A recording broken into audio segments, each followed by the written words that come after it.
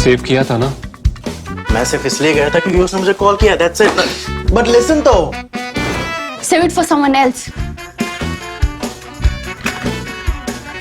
जिंदगी में सेव करना जरूरी है, मगर जब बात पैसों की हो, सिर्फ सेविंग से काम नहीं चलेगा। इक्विटी म्यूचुअल फंड्स में इन्वेस्ट कीजिए और अपने सेविंग्स को आगे बढ़ने का मौका दीजिए। Mutual fund investments are subject to market risks. Read all scheme-related documents carefully. I've been telling you that I want to do an episode of Lebanon, a fascinating country.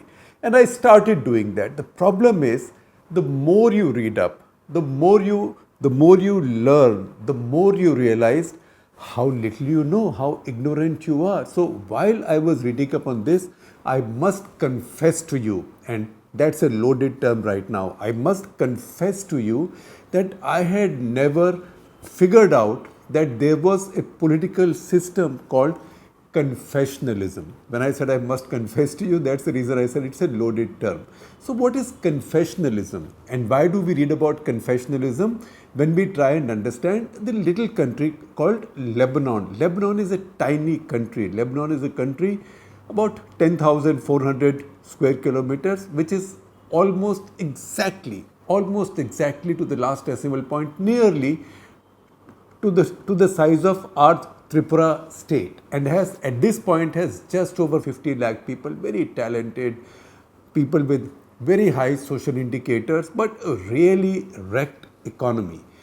Lebanon has followed a system called the confessional system. I will try and explain to you. It's not as if everybody is lining up to make a confession about something, but confessionalism is something that comes out of the Turkish Ottoman tradition. In the Turkish Ottoman tradition, where nationalism was not so well developed as yet, nationalism was not so well developed, even ethnicity was not so well developed, but religion was.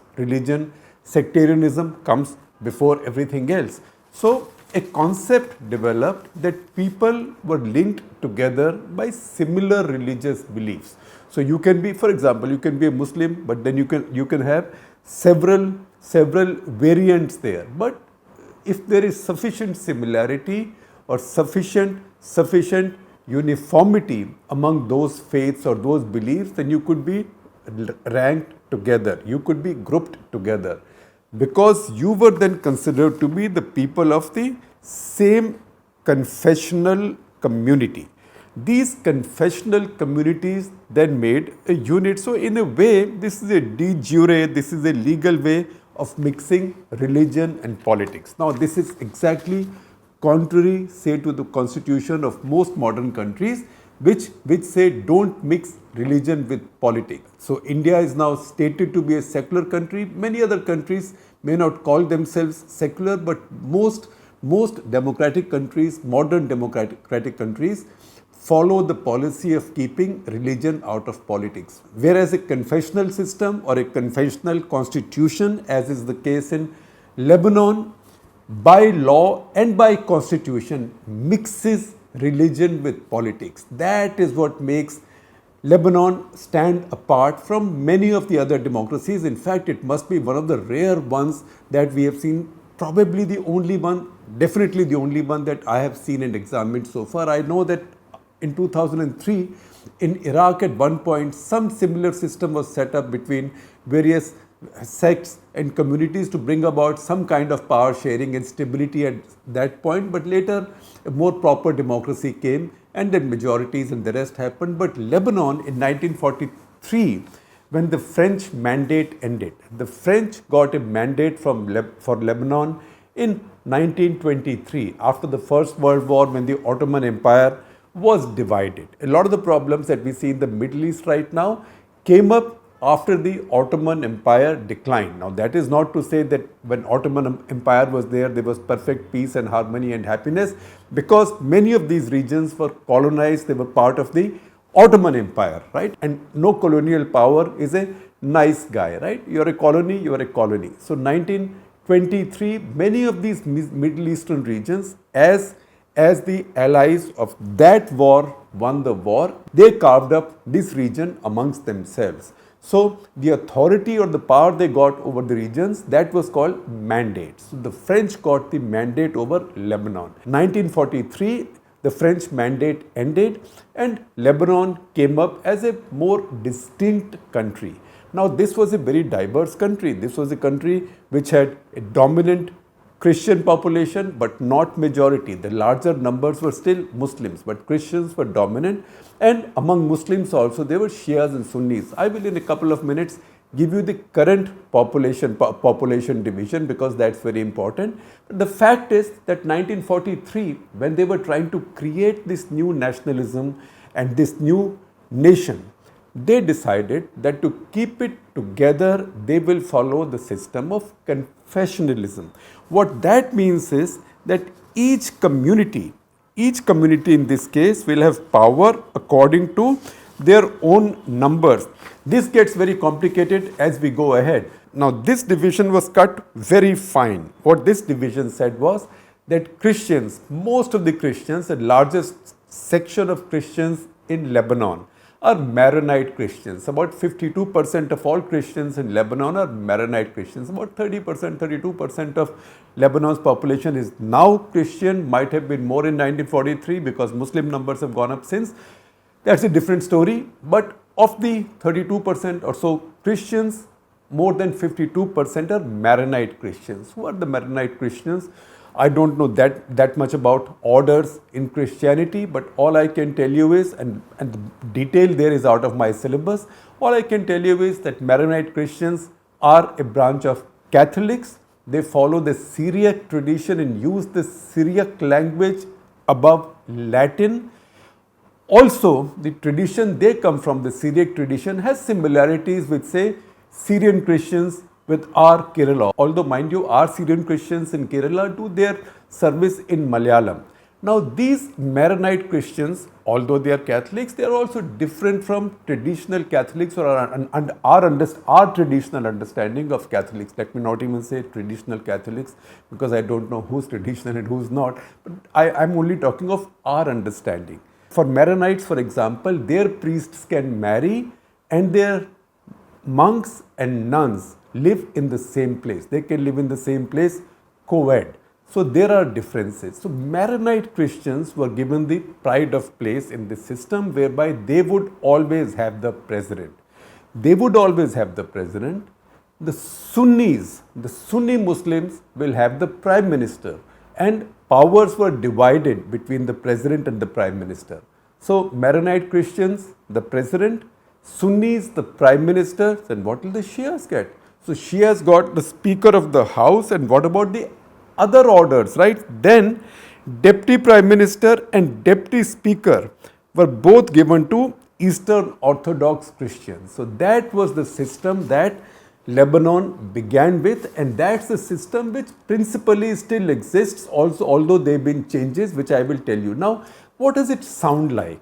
And I know that at this point when I say this will sound very, very provocative, if not risque, which is that doesn't it sound like the demand that we've seen lately in India, jiski jitni abadi, uska utna haq, right? Lebanon, in fact, I'm not saying that what happened in Lebanon is an example for India, but what happened in Lebanon is a case study which cannot be missed because Lebanon right now is a broken country. It's a country where population has come down, inflation has been running at 171% in 2022. Its currency has been declining rapidly. Its debt to GDP ratio is among the highest in the world. In fact, if you look at major countries, then it is the third highest in the world. Its talent has been leaving the country. Large parts of the country are controlled by warlords and militias. We know that all of southern Lebanon is controlled by the Hezbollah militias. And Hezbollah, by the way, is a regular party in Lebanon, which has members in the national parliament. In fact, in the 128-member parliament, Hezbollah has 13 members and also has had ministerial positions. 13 members is a lot because almost no single party has members reaching the 20-member mark. So it is that broken a country. It is that broken a country which is now caught between several proxy wars. Israelis and the Syrians are fighting each other there. The Saudis and the Iranians are fighting each other there. There's a Syrian-Iranian axis which controls large parts of Lebanon. There is a Saudi-US axis that controls another large part of Lebanon, and you can see who might be linked with whom. So you will know that if Hezbollah is a Shia organization, Hezbollah will be closely linked with the Syrian-Iranian axis. Again, the Christian groups will be closer to the Western axis. And then where do the Sunnis go? So Sunnis, a lot of them very close to the Palestinians. They don't like the Israelis. They don't like the Israelis, but they don't like Shias either. So that is where the Saudis also come in. So Lebanon now is a broken country, so broken that since last year, since the winter of last year, they haven't even had a president. Their last president went out, Michel Aoun, who was a former army general. He was an elected president. He went out. Since then, the country has not been able to elect a president. Not just that, the country also has a caretaker prime minister. It is a completely broken country. I don't know how else do you define a failed state. Maybe it does not pass still some final parameter of being called a failed state. But in my book, if you want to see a failed state, this is an example. And one of the reasons this has happened is that the country, as it was founded, embraced sectarianism, embraced constitutionally the idea of mixing religion with politics, and also constitutionally embraced the idea of dividing power based on each one's sectarian identity. Now, what is sectarian can be caste, as in the case of India. So, when you say jitni jiski abadi utna uska hak, you have to be careful. Of course, in India we have overarching identities. There is Hinduism, there is Islam, there is Sikhism, there is Christianity. These are overarching religious identities. Also, Indian nationalism is much better developed than, say, Lebanon at any point of time. Also, in Lebanon in 1943 also, this was an effort at creating a nation by dividing up power. In India already that issue is settled. There is a strong Indian nationalism. So we don't have to overinterpret the Lebanese situation and become paranoid. But there is an example that we must look at because this cascaded down. I told you the positions of President, Prime Minister, Speaker of the House, Deputy Prime Minister, Deputy Speaker, these were all divided on sectarian basis. Not just that. After that, even seats in parliament were divided. Now, you might say they were divided according to the population, but it wasn't that clear. It wasn't that clear simply because Christians were the dominant population. So they punched above their weight in the distribution of powers otherwise, in distribution of spoil. So almost everything, government jobs, government positions, everything was divided on the same basis. Jitni jiski abadi, utna uska hak. Now you see how this is divided. If you see Christians are about 32% right now. Again, they are divided among many different kinds of Christians. I will tell you that. 21% of the overall population are Maronites. I told you they are more than half of all Christian population. So one in 5 of all Lebanese is a Maronite Christian. 8% are Greek Orthodox. 5% are Melkite, 1% Protestant, and another 6% are non-native to Lebanon Christians. If you add them all up, it comes to about 30%. Now, these numbers can be very dodgy because these numbers have been changing. Over the decades, we've seen the flight of a lot of talent from Lebanon and flight of a lot of the Christian community from Lebanon.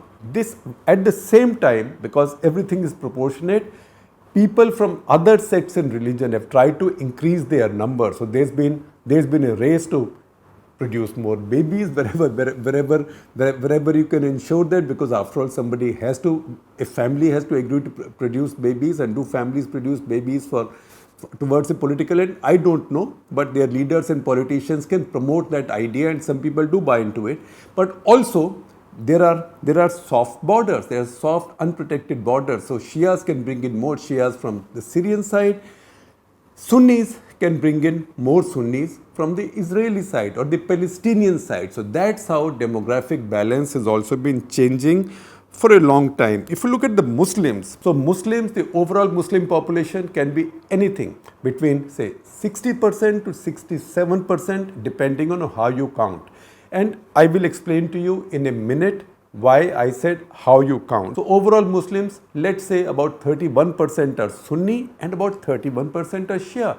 That's why there is division between them also. One gets the Prime Minister, one gets the Speaker, right? And then similarly there is a division in Parliament also. I will come to that. Then among the Shias, there is also a 6% group of Alawites. Now Alawites also is a sect of Shias. We explained to you that they are a small group, but that group is represented in this region by the ruling dynasty or by the ruling dictatorial dynasty of Syria. So Assads are Alawites. So 6% are Alawites. So this is the Muslims. I said give or take 5%. So you can say 62 or 67. That's because there is also a 5% population of the Druze community. Now who are the Druze? The Druze by and large define themselves as monotheistic people. And over time, because they were always a minority, if they were in a Christian village, they followed the Christian method of praying. If they were in a Muslim village, they followed the Muslim method of praying.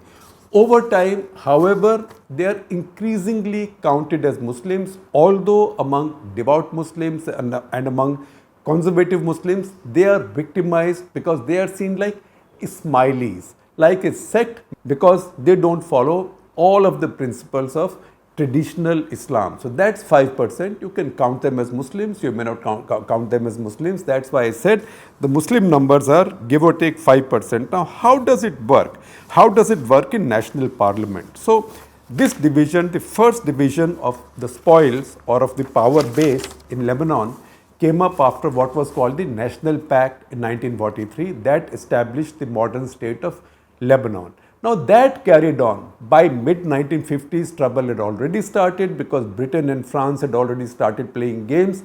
There was conflict over Suez Canal. Lebanese leadership did not condemn it, and because it did not condemn it, a lot of the Muslim groups got upset, and after that, in stages, civil war started. So between I would say mid-60s, between mid-1960s to 1975, there was instability. From 1975 to 1990, a proper 15-year civil war took place in Lebanon. When that civil war ended, in that civil war, everybody participated. Everybody means the big powers got involved, particularly the US, Iran got involved, Saudi Arabia got involved, Israel got involved. It was within that period, in fact, that in 1982, Israel also carried out an invasion of Lebanon because they were so hassled by what was happening in southern Lebanon with Hezbollah. And in fact, the Israeli armed forces reached close to Beirut, and parts of Beirut were shelled by Israeli artillery as well. At the end of this, there was a bunch of peace accords signed between the various warring communities. These were the same warring communities which Lebanon's confessional system of division of powers based on their population strength was supposed to prevent fighting each other. That system was supposed to bring them together and create a nationalism. It completely failed to do so. So these agreements were called Taif agreements. Taif is a place, as we know, in Saudi Arabia. That's where these agreements were signed. And these agreements, among the many changes that the various factions demanded and which were then accepted by them in these agreements, also resulted in some change in the composition of national parliament. Because after all, Muslim groups in particular wanted more seats in national parliament. So I will tell you, and you will see a chart on your screen, so what was the situation before and what is the situation after Taif Accords. So before Taif Accords, the parliament size of the parliament was 99. Of this, Christians of various denominations had 54. So Christians had a clear majority also, although they are not majority population. That is how this was ordained or decided in 1943. Now the size of parliament as a result of Taif Accords, size of parliament was increased from 99 to 128, of which Christian groups had 64 and Muslim groups had 64. So this became equal. Earlier it was 54 Christians, 45 Muslims. Now it became 64 Christians, 64 Muslims. So you got a dead heat, equal division of power. How has it worked for Lebanon since then? For long periods, Lebanon hasn't had a government. At this point, Lebanon effectively does not have a government, does not have a president. Prime minister is a caretaker. For several years in the middle, Lebanon has missed an election. For several years in the middle, Lebanon has missed having a president.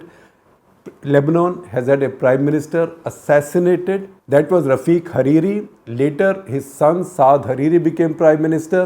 He was removed. He was also sort of held in Saudi Arabia. It was widely believed in 2017 that he was detained in Saudi Arabia, but he then resigned. That led to more instability.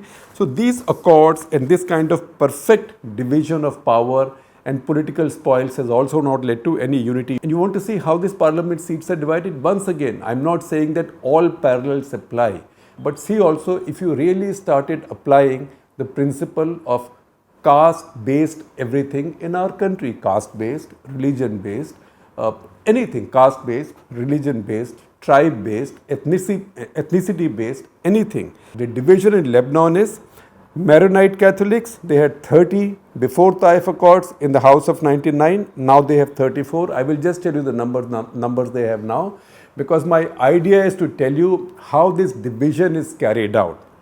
So today in a house of 128, Christians have 64, that's half, of which Maronite Christians have 34, Eastern Orthodox have 14, Melkite Christians have 8, Armenian Orthodox Christians have 5, Armenian Catholic Christians have 1, Protestants have 1, and other Christian minorities have 1. That's add up to 64 of the Christian bloc.